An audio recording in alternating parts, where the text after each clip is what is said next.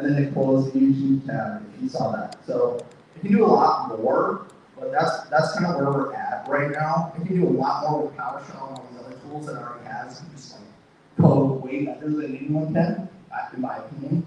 It's faster at least, but yeah. So I think there's 4 minutes for questions, so that's kind of where we're at with this piece of software and what it can do. So yeah. What's the vision for being able to do this? So you have an MCP server that can do this remote control, have a model accessing your fleet of PCs. That's what we can do today, but ultimately, where are you excited about where this can go? Fully autonomous control. For lack of better words, I mean, you know what really excites me is I really do love technology a lot. I've been in this my whole life. I remember when I was really young, like plugging in my PlayStation. And one thing I remember is technology used to be really fun. But in the example I was showing, like starting somebody's OneDrive is so boring that a managed service provider or maybe a collective group of people would have enough pre-approved actions that these large language models can take. Because if anyone hasn't had to like delete a database, it will delete a database. And I personally haven't had that happen, but I know people who have. So I guess this is kind of the first step, I would say. It could do a lot more. I'm just not letting it do it. But that's our mission. Yes? Because you talk about the Microsoft world. Yeah. What about someone's on Mac or someone's on SaaS or cloud? Yeah. Does it work just as well? Yep, it does. And it works better than the current competitors, which is hard to prove because, they haven't had demos here, but here's like a Mac computer. I'm on the Mac computer now. So we wrote it in .NET 10, so it's all cross-platform, which is pretty sweet. And this wouldn't have been possible before because AI can write all of the operating system commands specific to these operating systems. So here's a Mac that can do that. You have to trust me, I'm not going to control the stuff. But then here's a headless box. This is running our, like our GitHub runner. So like this is in here, and then the AI has access to all this with the MCP server as well. But the Microsoft question specifically is, we decided to use Microsoft because Azure Key Vaults is secure and try to be as secure to a point. I mean, I thought about making it work locally and other things too, but there's a lot of risks with that. That's what I'm at with that. How do you do something? I used to be the guy who was just like, don't worry about security. Like, let's get what you want to do. And now I've done like full circle because I see a lot of this kind of stuff, and it's like, yeah, I mean, obviously we don't have a target now, right? Your customers probably don't have. They're just like, but should you ever get a target in your back, your surface is, I mean, I am talking about it, but Azure scopes and got some limitations in it, but I mean, clearly buy a whole bunch of servers, a lot of connectivity. So I'm just curious, like, do you go through like standard channels? Do you want to get tested or ISO certified? Do you just kind of do something else? Like, how do you see it? Because I mean, like you said, have a rootkit installed on these people. Yeah, they want you to install OneDrive, but if they also have all their financial records for the company on that computer OneDrive, and somebody logs it, I think is critical. Most companies are not getting threat, but just have to be unlucky about time. Yeah, I'll be quick on that. So the security, there's a few different thoughts. Kaseya got hacked a while ago. Some people might know about Kaseya. They got hacked. Hackers had access to everyone's computers. This application is built and deployed within customers' tenants, so it would be on your security to get you hacked. So if you have bad Entra-ID authentication, you didn't have conditional access turned on like McDonald's, if you have bigger problems, my recommendation would be to work with somebody who's smarter than you to solve those problems first. But yeah, that's what I would say. There's always going to be that problem. It's just who's going to solve it first, the attackers or the defenders. And that's our time. Thank you so much.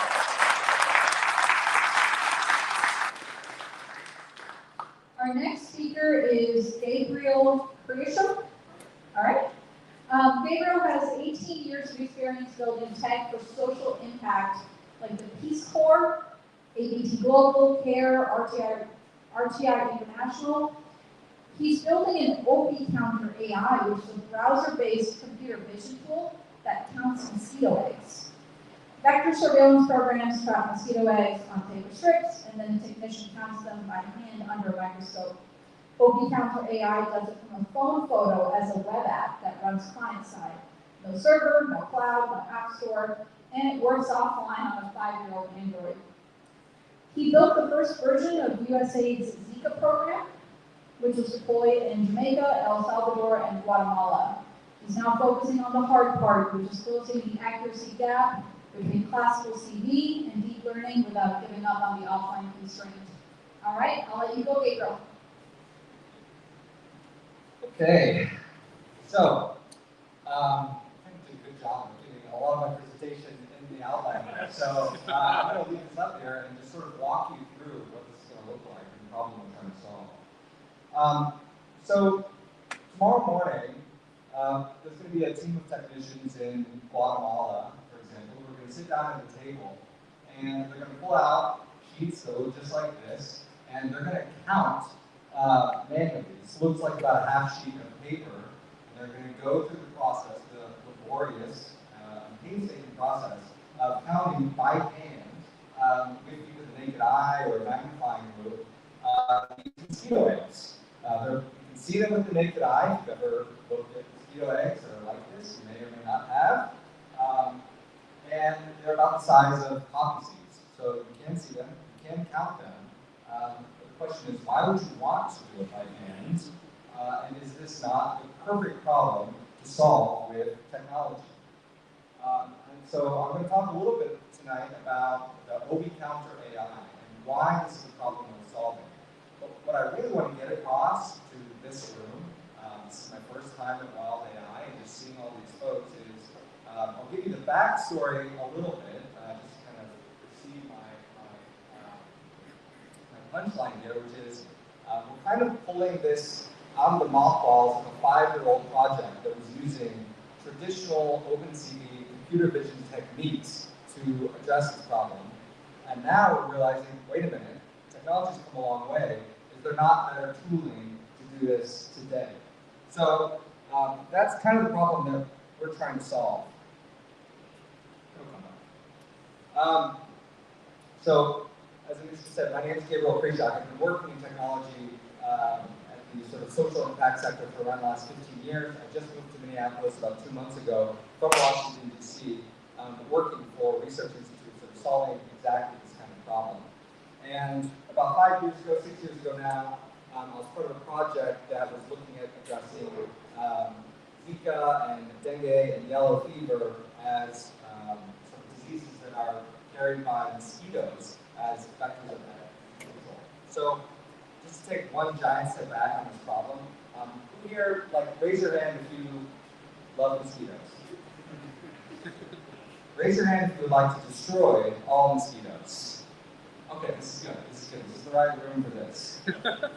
This project, has anyone ever heard of this, mosquito counting by hand, and why this exists? So there's a certain type of mosquito in Latin America, in Central America, the Caribbean, and increasingly in Southern Europe, which is why this has kind of come back as an issue. But mosquitoes in those areas, the Aedes aegypti species specifically, but also a lot of other Aedes mosquitoes, they have this feature where when they lay their eggs, they lay them on the surface of water. And if you want to understand the populations of mosquitoes, if you want to understand where they're going, if you want to understand seasonal changes, and you want to understand if the interventions that you're taking to control those mosquitoes, to slow the spread of those mosquitoes, and to destroy the mosquitoes in those areas, one thing that you have to do as primarily a national health program is to understand where they're going, and you have to count them.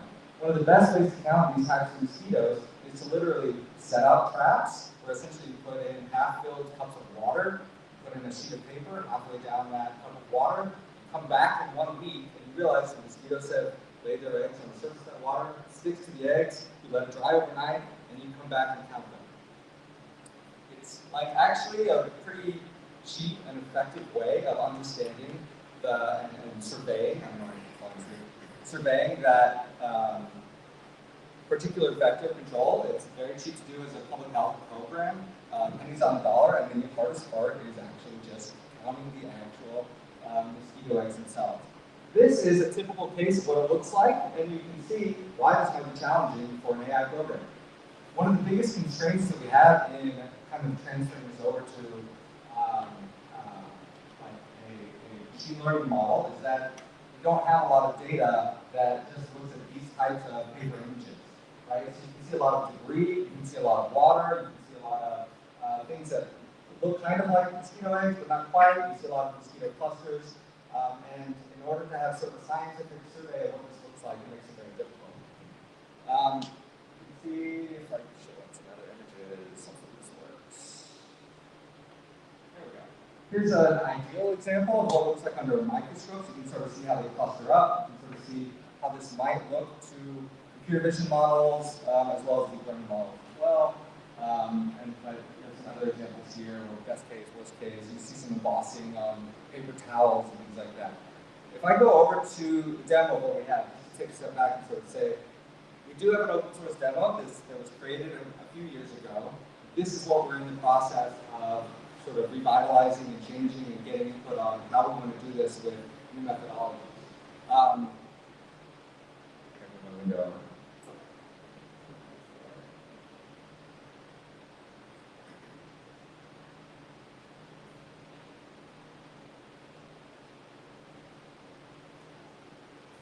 There we go. If you want to try this yourself on your phone or on your computer, it's just bit.ly/OVCounterAI. OV is like OVI, Latin for egg. You can go there, you can find GitHub as well as the process. I keep saying we. When I say we, I'm talking about myself, a colleague of mine who's an entomologist, and then 2 other entomologists who were in Portugal, who were the ones who basically reached out to us and said, hey, and then you guys did this about 4 or 5 years ago, can you pick this back up? Because this has not been solved yet. We're looking for groups to solve this, and we don't have anyone else. So can you please do it?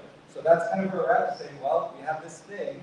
It was Vue 2.0. We can upgrade it to Vue 3.0. We can sort of look at OpenCV, and we can think about sort of attaching Google models to this, understanding some of the constraints. And just to give you all an idea, sort of technically from constraints, we're doing this all ideally in an offline environment, because a lot of these field technicians are basically coming out from field sites that I was describing.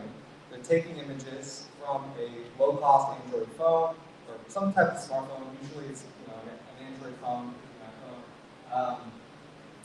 ideally it's all on device, and there's nothing that has to go to a cloud server, so that's a huge constraint on what can you do as a progressive web app. Can you package it up, something that can be 20 megabytes or less.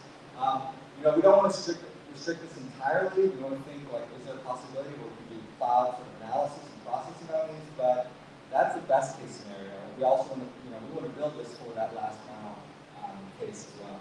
Just to give you a sense, I've been talking about this, and I kind of want to end just showing what this kind of looks like. I'll set the demo as like the ideal case.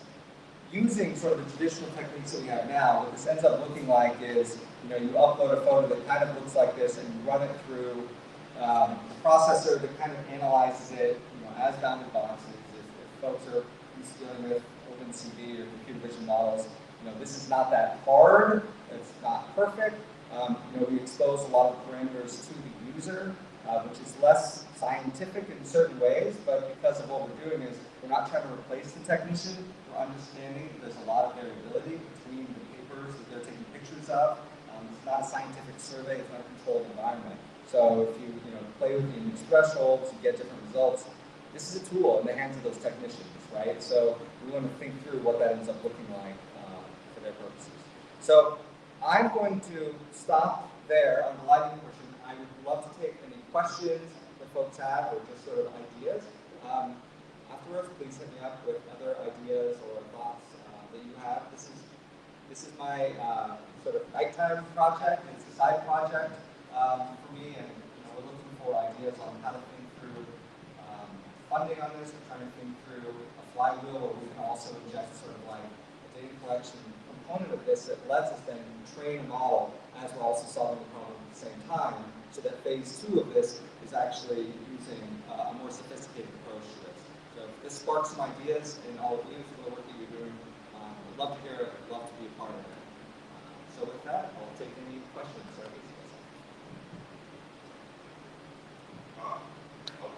Accurate is it? And let's say when you were like you do eval on it, like was it like stable? Was it like at a good baseline? You didn't see much variance when you keep going and going. And I know you said like you can adjust the parameters based on like lighting and stuff like that. But like how much adjusting those parameters will affect the accuracy of the number of eggs? This is a great question, and I get asked this all the time when I was doing this as part of the company like 5 years ago. My response started out as accurate compared to what? Because part of the challenge is this is not done rigorously as a, we're going to give the same mosquito egg paper to 5 different folks and have them count it and sort of see what the spread is, the variance between that. We did do that as a small experiment for this because I wanted to see at the time, this classic technique, how does that compare to the human? And it turns out, as one would think, like humans have a ton of variability between how they, looking at this one, it's a little bit easier. But when you have a sheet of paper that has like hundreds or even 1,000 eggs on a sheet of paper, huge variance in how the technicians measure it. So if you talk to the health programmers themselves, they're looking for consistency between them. So as long as you can get some consistency. So do you build that into the app? Do you build that into the models? At what point do you put that in? I think there's like multiple answers to that. So thankfully, we found at the time the accuracy was in range of what the humans were doing. And the nice thing, like it was like plus or minus 20 eggs if you're counting a sheet of paper that has 100 eggs on it, which was in the same ballpark as what the humans were doing in terms of like they were also plus or minus 20 eggs to 1 minute. The only difference is that humans took about 15 to 20 minutes to count a piece of paper with 100 eggs. Machine took 1 second, right? So, but it's a really good question to think about what that consistency looks like and how to go from sort of counting eggs out in the field to what is a consistent, controlled, from site to site to site sort of application of this look like. That's a systems level problem more than it is an app level problem. But also one that needs to be solved through this, because I think that's one of the reasons why this hasn't been solved yet. It's a longer answer to your question, but that's like the biggest question I'm thinking about too. Yes, sir. Tell me more about the vision inside to actually solve the problem of counting and what other industries can look at for ideas and thoughts. Yeah. I'm not a computer vision expert. I will say that what we're using today is sort of the standard OpenCV library, which is sort of the baseline that a lot of folks use for edge detection, for sort of it's sort of underlies a lot of the technology that you use that other programs end up building on top of because it's an open source library that's kind of recognized de facto. So that's kind of what we're using in this case. I think there's probably other approaches, but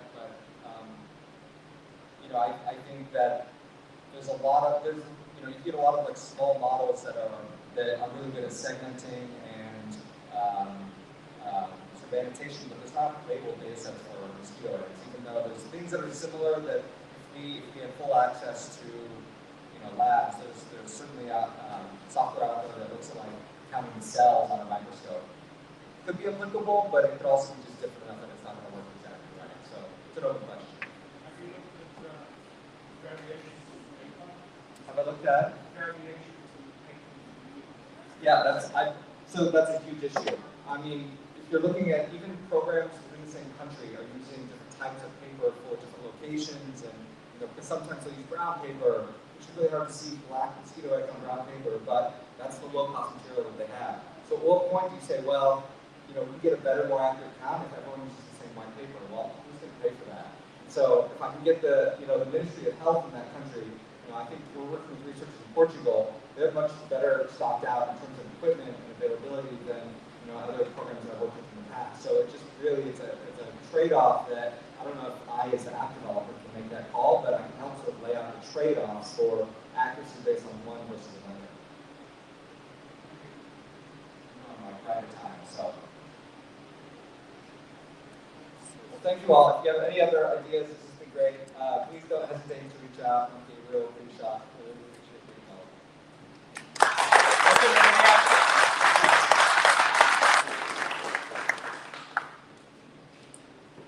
All right, and our last speaker for today is Francisco Arechiga. Francisco, thank you for the summary you sent me, your project description. I tried to summarize it as well as I could, so just correct me if I got any of it wrong. Francisco has led tech organizations across China and the United States, so he's got an amazing global perspective. His demo shows a schema-driven method for AI-human collaboration. A structured schema acts as a control plane, governing how evidence gets interpreted, connected, validated, and turned into interactive software, while AI handles categorizing and enriching evidence rather than just generating content outright. Human reviewers stay in the loop through a content portal to draft and correct the resulting evidence maps. The goal is to make AI-assisted development more scalable, auditable, predictable, and he has demonstrated this across 3 different projects. Oh, yeah, Today. Yes. All right, well, I'll let you take over. Thank you. Thank you.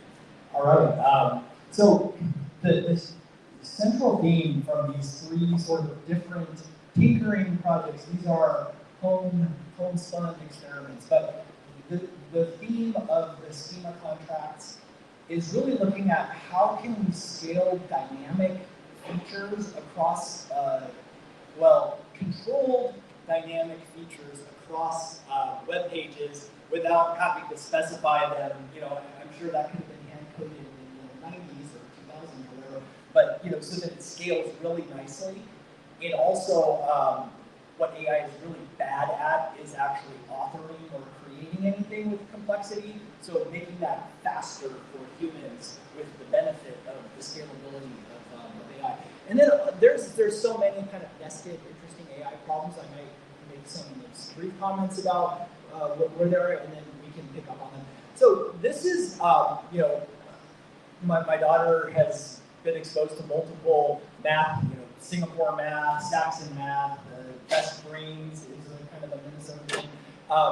And what I'm noticing is that the problems are still like, Jimmy has 63 inches of string, and Ted has 25 inches of string. Like, that is not actually interesting, or particularly gets you to think about the world. So what I'm going to do, though, is actually start kind of end-to-end to show the authoring portal and kind of how you like onboard a new problem. So I drafted this in advance, but then I'm going to go into this authoring portal. I put a little passcode here because it is on GitHub, and just don't want people like understanding what I'm doing. But so you can load the word problems and review the schema elements, or you can draft a new project. So TypeScript. So there's a lot of rules. The rule set honestly needs to evolve because I keep hitting new problems where it's worded in a way that's provocative for kids, but then it's not like super obvious for the math. So in all honesty, to have like total generalization, the TypeScript needs to be a little bit expanded. Right now, sometimes it's a little white glove where I throw a new problem and I have to iterate. So to be more robust, we can just go a little bit more. But I'm just going to take this for granted and not wordsmith it for the benefit of the audience. But let's go ahead and see that new problem. Okay, so this, I just put in this new problem, like Lego minifigures. So I'm going to read it real quickly. Serafina, my daughter, has selected some Lego minifigures for a Lego asteroid observatory. At the cash register, she learns the selected figurines cost $42, but she only has $30 to spend. If a minifigurine costs $6, including tax, how many Lego minifigurines will you do? Anyway, this is something that at least my daughter is a little bit more interested in because I know the things that she likes. I sprinkle in, she likes dogs, she likes this, that. So she's a little bit more engaged. But overall, the generalizing thing is, how is this about modeling problems? So there's math concepts, but the thing that I have more of a data background, honestly, than a software engineering background, and I think that data science is like the missing link in making math interesting to kids, because it's a very tangible way of categorizing the real world, into like different different types, and you guys know what I'm talking about. Anyway, the first part is to actually model the problem. So in step one, if you need, how many dollars, okay, you need to know the budget and other, but then it's asking you, well, what's the operator? So this is where it gets kind of interesting, is like modeling it out. Another thing I'll note here is like, obviously it's pretty easy to have a platform scale just like numbers, like, okay, do 42 and then, but what I'm interested in reflecting is, what are these numbers from the word problem? So it's the selected total cost, it's the cash budget. I didn't wordsmith this, so actually this probably needs a little bit of improvement, right, to make it a little more clear. But I picked the wrong operator, and it's not immediately obvious to like professionals that sometimes it's not clear to young kids whether you would multiply or add in kind of these situations. So it allows them to kind of like test the different ideas and see. It also tells like, well, dividing would fit, a different question about splitting into the total cost, right? So it's talking about like when you would use those different things. So you go through the different stages, okay, you can check your work, but you won't do that. And then, step two, okay, so now you got to figure out, what are we going to do? Okay, so it's 12, and then 6, and then, you guys get the point. I just wanted to show you the recap page, which kind of, I don't know what happened. Okay, so this is showing that I hit a new problem type of the two-step problem. So it didn't really follow the 2 steps. So that's a little bit of a fail. But you do see the color key here is tracking. There's actually like 5 distinct numbers in this pretty simple word problem. So it's basically tracking those things through, and then I'll just say, okay, what does 2 represent? And then it's the minifigures that you have to put back. So again, it's kind of checking the answers. Now, this is a small thing, but for the AI tools, like you get to choose like your project team, and then you have this like sticker book. So I'm just like finding the things that she finds fun. So you like pick a project space, and then you like put the people into the space. Anyway, and you like save these projects. So she likes that. It's motivating for kids. I'm going to move on real quickly to another sort of look at the.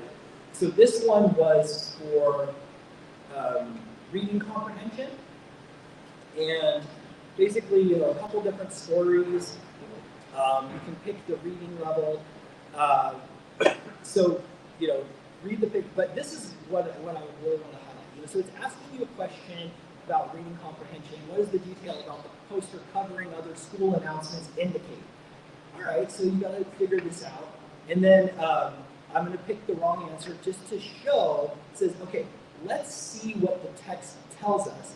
And then it's actually splitting the evidence across 2 different paragraphs, right? So it's saying, part of the evidence is here and part of the evidence is there. So, look again. Anyway, the point, and I won't stay here too long, but it's about splitting, it's about building the evidence space where the schema is coding the text and coding the questions. The AI is building that evidence. I didn't go in and say, okay, you need to now highlight these 2 things. That's where the efficiencies come back, where now you load more stories, you can have dynamic questions, and then kind of on the back end for this project, I just want to show, an educator view, and this is all mapped to like science and reading metrics. So behind the scenes, it's actually encoding the text and the questions for like the degree of using working memory and the different what do you call it, the reading threads. So the benefit there is kind of a different report for looking at the class view. But again, the point is, when you have the benefits of digitization are obvious, right? Like you have data over time. You have personalization.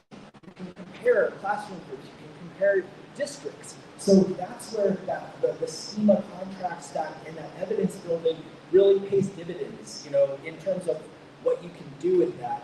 And then I'll show another, this is a totally new project, but this is actually like looking at mapping the Bible, because it's very complicated and interesting text where you take one passage and there's rhetorical chains that are being, you know, built upon. And so using a similar approach, saying, okay, there's these 3 different threads, and now coming back to that kind of like highlighting concept that I stumbled upon in the earlier reading comprehension, to work as essentially like a kind of a working memory, right? Because there's a lot happening, and you can revisit and go back. But even for adults, you know, the idea of, is there a portal that can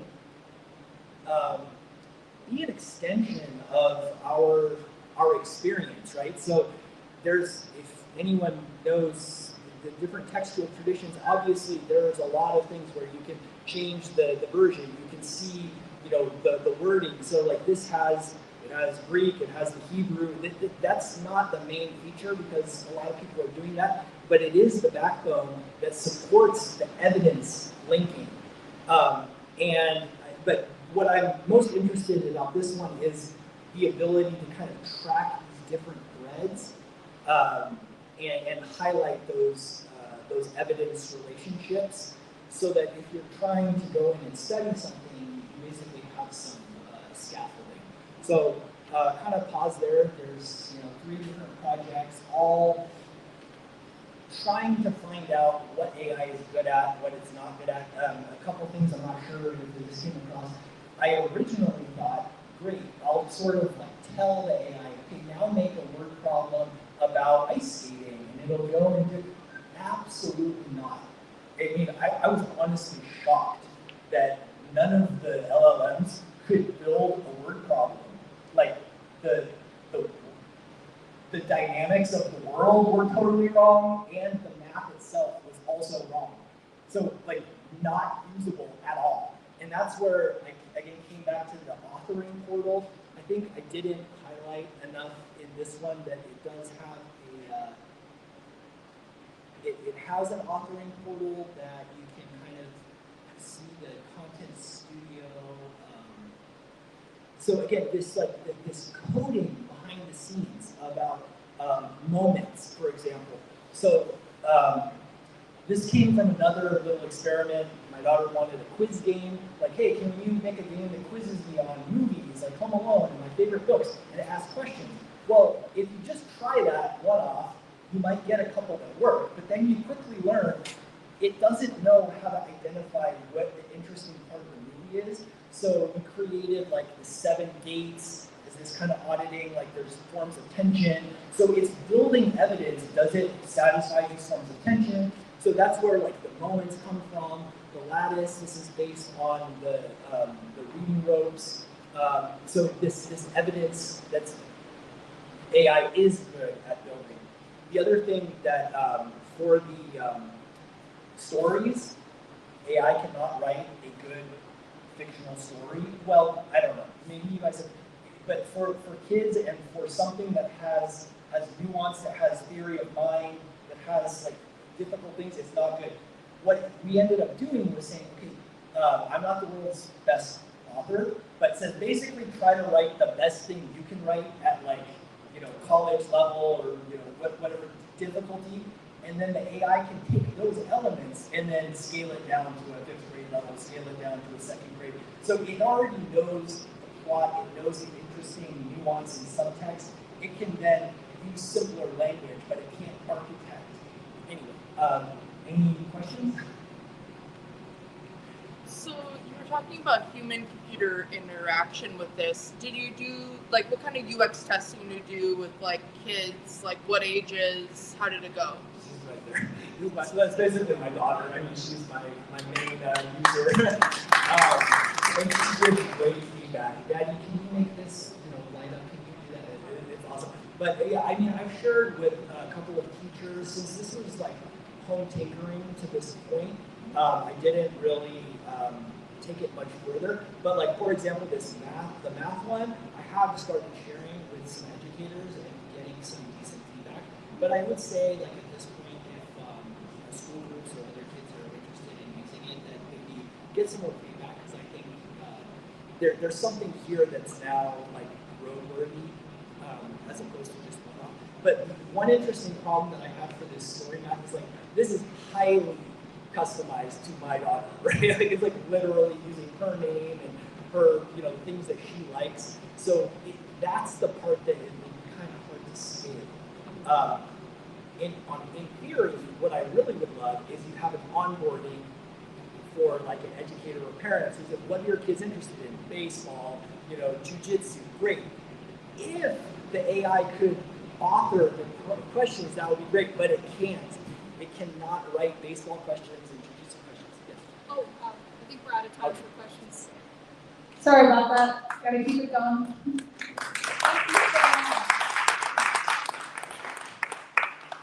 I also want to thank Francisco Extra because today was his first day in his role as director of AI at a local tech company.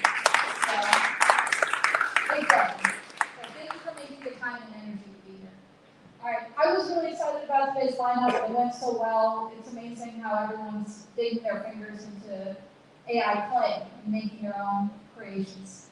I'm going to pass it over to Kate real quick, but before I do, as you all know, I'm also a tech founder and I'm listening to a lot of podcasts all the time. And there's one podcast I really like, that's My First Million. But a lot of podcasts that we all like have like 1,000 episodes, 800 episodes. We never really know which one's relevant to us. So I created a website, it's free, you can use it. It's called myfirstmillionexplorer.com, mfmexplorer.com. And you can literally filter the episodes for the topics you're interested in. So you're not wasting your time going through every episode. All right, well, Kate, it's all yours. Awesome, thank you. Hi everyone, you might know me as the person that puts up the cameras all the time. I'm Kate Fuel, and I guess I have exciting things to talk about. So if you might know, Startup Week is coming. And there's going to be a hackathon that Beta is partnering with Wild AI to do. It'll be on September 18th. It is a Friday. It is during the day. I do apologize. If you work from home, load up your work, pretend you're working, come on over. Bring your startup ideas, techies, non-techies. There's going to be a pitch area where you pitch and then work on something. So if you have a brilliant idea, if you don't have a brilliant idea, all are welcome. Yeah, we're excited to have you. Any questions, thoughts, concerns, complaints? No? Cool? We're good. Oh, what's up? Do you need volunteers? Oh, we do need volunteers. So yeah, if you want to come through part of it, yeah, that would be amazing if you just want to come help out. That would be great. What's up? Where do you sign up and get more info? I just searched Twin Cities Startup Week, and there is ample information there. When you sign up for the whole Startup Week, you will get the hackathon as well in that total package. It should be good. Think we're good? Thank you. Okay, well that about wraps it. We're always looking for more speakers, so please go to the Wild AI website. You can just type in Wild AI Minneapolis, it'll take you there. Apply to speak, show us what you're working on, and thank you. Have a great day.